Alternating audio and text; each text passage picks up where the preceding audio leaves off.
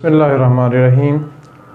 जब हमने grammar start की थी तो हमने कहा था कि इसके 4 ग्रुप्स हैं और उनमें से 3 ग्रुप्स ऑलरेडी हम डिस्कस कर चुके हैं, जिसमें थे वर्ड क्लासेस थी, फ्रेज एंड क्लासेस थे, वर्बल्स थे, और आखिरी ग्रुप जो हम डिस्कस करने जा रहे हैं जिसको हम सेंटेंस एलिमेंट्स कहते हैं।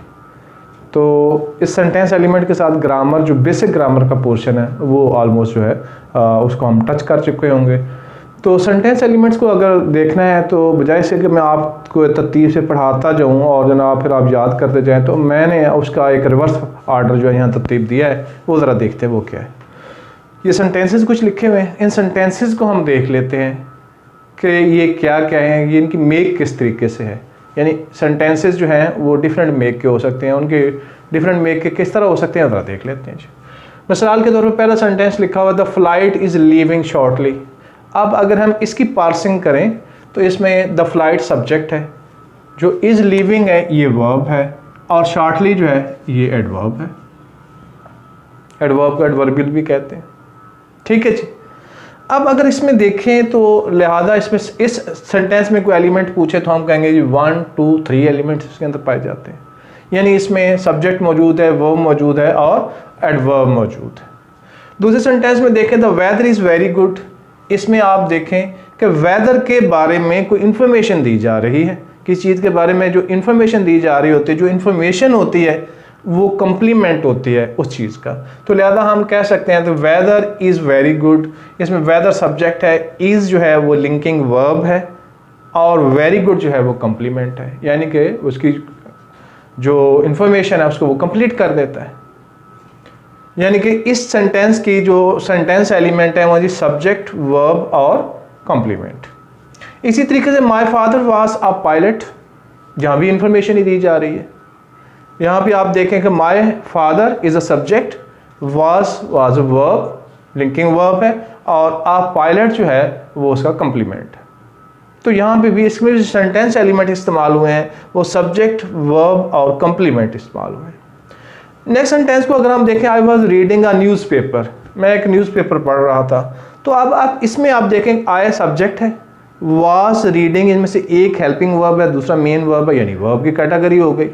और इसी तरीके से आ न्यूज़पेपर जो है उसका ऑब्जेक्ट है, यानी कि रीडिंग का जो काम शुरू हो रहा है वो आके वाक़ हो रहा है न्यूज़पेपर पे, तो उसका वो ऑब्जेक्ट है। इस लिहाज से अगर यहाँ देखा जाए रीड जो है वो ट्रांजिटिव वर्ब के तौर पर इस्तेमाल होता है। हमने पढ़ा था अगर ट्रांजिटिव और इनट्रांजिटिव वर्ब कैसे यूज़ होते हैं कि अपने बाद एक ऑब्जेक्ट लेता है और एक ऑब्जेक्ट नहीं लेता। तो यहाँ वो ऑब्जेक्ट ले रहा है, तो लिहाजा इस सेंटेंस के जो सेंटेंस एलिमेंट होंगे वो होंगे सब्जेक्ट, वर्ब और ऑब्जेक्ट। इसी तरीके से नेक्स्ट सेंटेंस को अगर हम देखें द एयरक्राफ्ट लेफ्ट लंदन से फॉर एग्जाम्पल, तो यहाँ पे द एयरक्राफ्ट सब्जेक्ट हो गया, लेफ्ट उसका वर्ब हो गया, और जो लंदन है वो उसका एडवर्ब हो गया। यानी कि मज़ीद हमें लेफ्ट की मज़ीद जो है वो डिस्क्रिप्शन यहाँ पे दे रहा है जी। We must book the tickets next week, जी चूँकि जहाज आ रहा है तो नेक्स्ट वीक की टिकटें हमें करवा लेनी चाहिए, कहना हम ये चाहते हैं।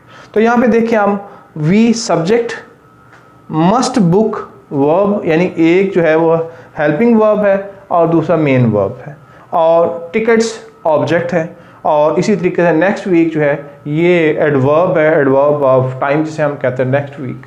जैसे हमने एडवर्ब की जो टाइप्स पढ़ी थी वो 8 पढ़ी थी, 8 टाइप्स पढ़ी थी, अगर आपको याद हो एक पूरा डिटेल से लेक्चर इस पे हुआ था।